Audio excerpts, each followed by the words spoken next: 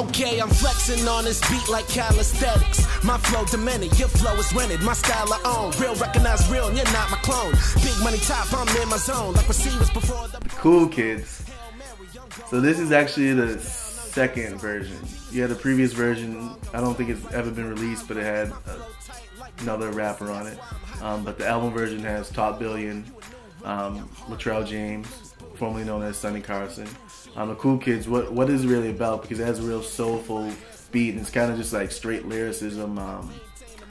You know, Top Billion's a dude from Louisiana that I work with a lot, and you know, we collabed on that and stuff. Why did you pick those two artists in the end to be on it?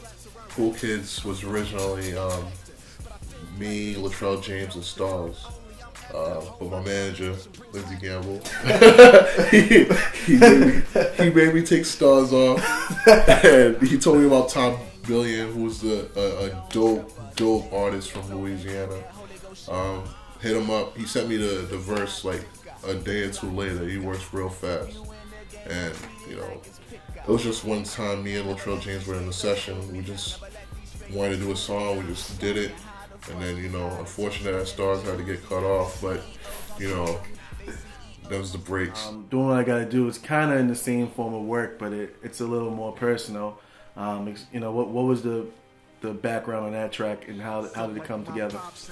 My manager, he was listening to the record, the whole record, before I recorded this song and a few others, and we felt like it was missing something. You know what I'm saying? So, and like, I don't know how this happened. It was like a stroke of luck or something. Taz Taylor, the producer of this song, followed me on Twitter, and you know, I don't really be on Twitter like that, and it's like I almost deleted my Twitter at one point. So I'm like, all right, he's a producer. He got mad followers. He got like what, 80,000 followers, maybe even more now. So I'm like, all right, let me check him out. I fell in love with this beat. You know what I'm saying? Like, I was running through his beats.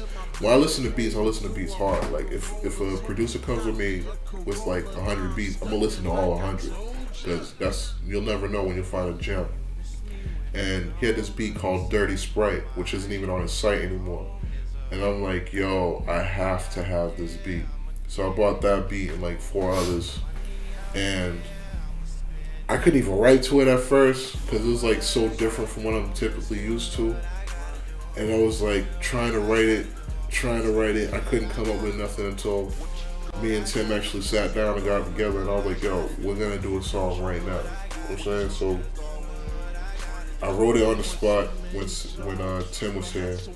I did my verse, whatever, and then he was just the whole time just harmonizing in the background, like coming up with a chorus, and then me and him just, you know, came up with something concrete. And then after the chorus was done, it became a lot easier for me to just lay the whole thing down. It was actually, you know, your idea when you was like, yo, this sound like some come up music. So I'm like, okay, I'll roll with that. You know what I'm saying? So it's probably that, along with Blue Visa, is probably one of my 2 favorite songs on this record. Yeah, that's one of my, that's my favorite track. I think that's gonna be the one that really, hits the fans out there. Next up is the Illest. We talked about this maybe a year or so ago. I remember you telling me about how you're gonna take some Biggie Small samples and kind of incorporating the song. And when I first heard the idea, I was real excited, and to really hear the song itself, it came out really well. What gave you the idea to do that?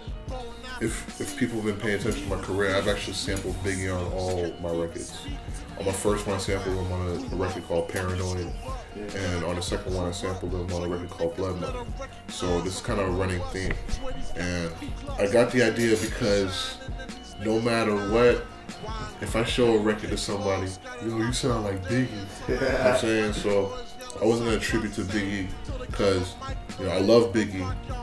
He wasn't as influential on me as a Jay-Z was, as an Eminem was. You know what I'm saying? Those are the 2 people that influenced me more. You know what I'm saying, but at the same time, I love Biggie. Like, people, it's gonna be unavoidable for people to compare me and him. You know what I'm saying? So I thought, okay, let me just flip this a different way compared to what I first did, and I kind of just took the original idea I did on Blood Money and just flipped it over and just do what I do. Proper style, I be acting wild, never backing down. I ask around. I'm that nigga that can snatch the crown off of Weather's head.